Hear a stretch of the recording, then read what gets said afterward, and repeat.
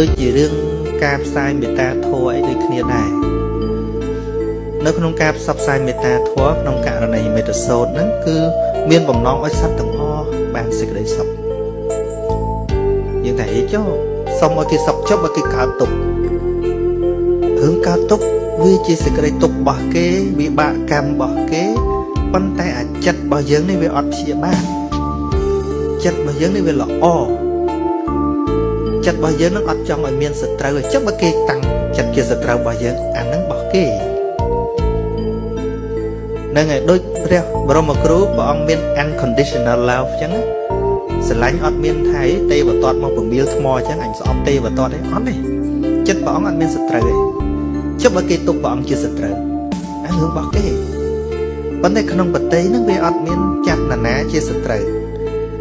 ជីវិតរបៀបហ្នឹងបានហៅថាមាន freedom ពិតប្រាកដចិត្តវាមាន freedom ចិត្តវាមានសេរីភាពចិត្តវា fresh ហើយបើ keep នរណាម្នាក់ជាសំអប់របស់យើងចិត្តហ្នឹងអត់ fresh ទេ